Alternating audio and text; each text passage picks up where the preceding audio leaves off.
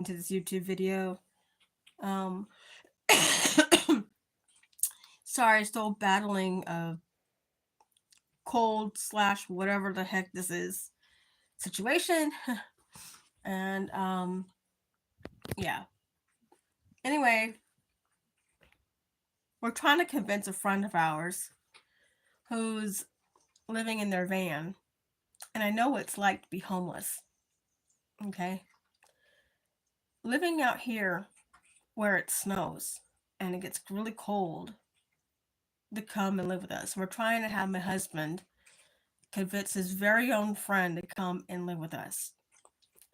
Now, I really wanted, in my heart of hearts, I wanted this room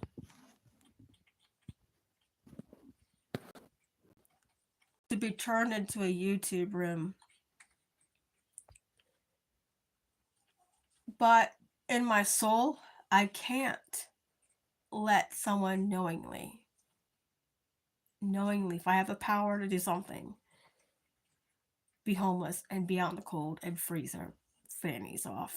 There's no way I could, in my conscience, my soul, my heart, my mind, my everything else in between that, let someone be homeless. If I have to give up my YouTube room, so be it. I'll have to find another way of doing my YouTube videos the way I would like to do them in a different way. I have to get more creative. So, as you guys know, my son moved home and my son's living on the couch. That was the condition of my son moving home. He lost this room and it was going to be my YouTube room, the storage room, craft room. It was going to be the multi-purpose room, basically.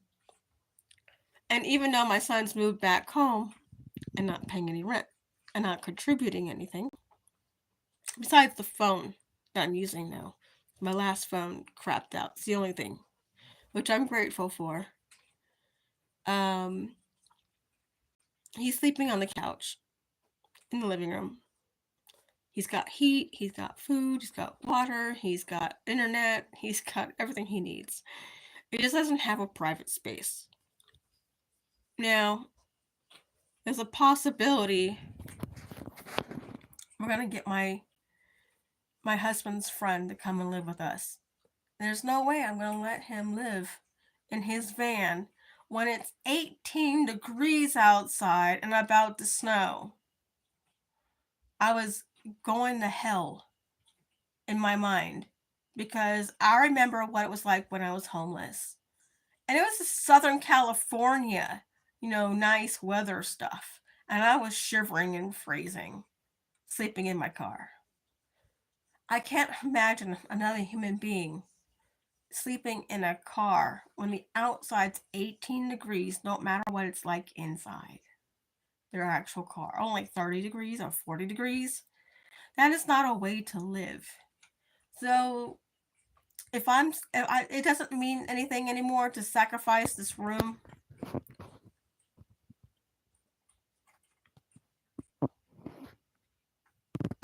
that I had originally planned for my YouTube room to help someone else. So we got to clean it out. You know what I mean? So what? You know, I have to get creative, different ways. You know. So let's just hope and pray that this gentleman will accept help because he hasn't been accepting help. And I know what it's like to be homeless and not want to accept help. And I also know what it's like to be homeless and to need help and then ask for help and be denied help. Yeah. So just pray for this gentleman that he will actually accept the help from us. We don't want anything in return. And no, he will not be videoed on my channel at all. I will not ever exploit anybody when they're going through a tough time. Believe me, I was there. A year of being homeless really royally sucked. I don't wish it on my worst enemy. And I was in Southern California when the weather was great. Okay? but I was still freezing my butt off in the car, working 2.5 jobs. Actually, technically 3, because I did DoorDash, Uber Eats, and my other 2 other jobs. It's just to make ends meet. Just so I can have food on the table for my family and 4 walls for my family. Um, I can just only imagine this gentleman who is older. He's in his 70s. And just pray that he accepts the help. Pray that he will allow someone to help him. Get him a shower, a warm meal, something. Something to make him believe in humanity again. Something to make him fight to still be here on this planet. To make him feel like he's loved and he's worthwhile. Because I didn't feel that way when I was homeless. I had a relationship with somebody who, at that present moment, meant every freaking thing to me at that point. He was my everything. And he let me down, seriously. Because he kept dangling his house over my head. And, like a little carrot before a horse type of thing. And I'm not going to go into any more details about it. So I feel like I'm mostly healed from it. But it's just something I just have to put out there as part of my experience in being homeless. And I just didn't want anybody to feel like we're putting a carrot in front of their face and then taking it away, so to speak. So just pray for this man that he'll actually accept the help. I know it's like to need help and then ask for help. And then people turn around and say, oh no, go to a shelter. Even though they have a place for you to stay. And even though you're willing to give them money. They're like, oh no, we're not going to give you, and we're not going to give you a place to stay. You know, we're going to dangle this relationship or this XYZ thing in front of your face. So I know what it's like to need help, ask for it, and get it denied. When I was in San Diego, I went to a father something in San Diego, and they turned me down. I went to try to get to a few warming shelters. No, they would not accept us. I went to a few other shelters. They were all full. I went to a battered women's shelter, and they are still full there. They wouldn't even accept us. So I went to all the shelters that I could figure out in all of San Diego, and they were all full. So it was no choice to be homeless. And I just don't want this gentleman to feel hopeless as I had felt.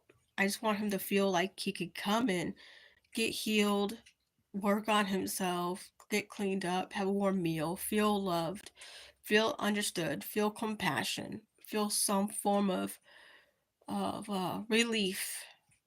And no matter how little it is, it means a lot when you're homeless.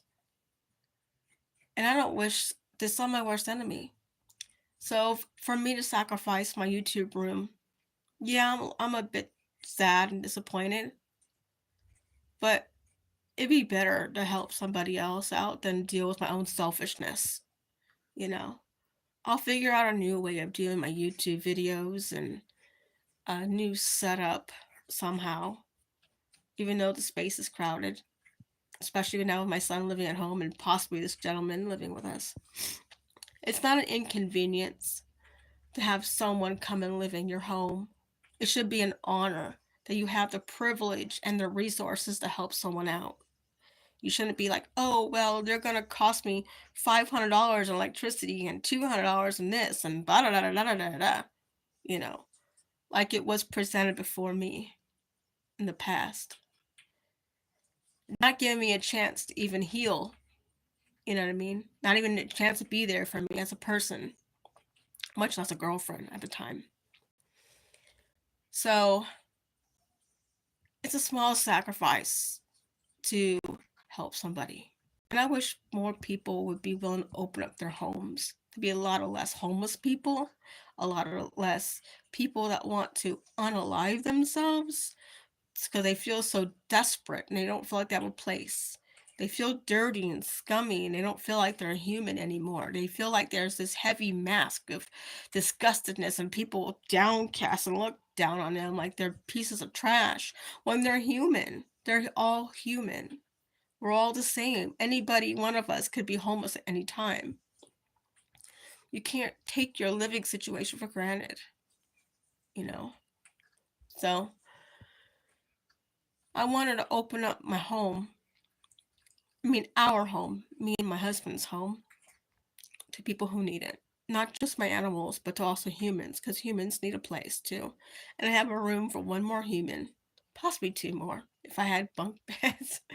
But I'm probably gonna have to get some bunk beds.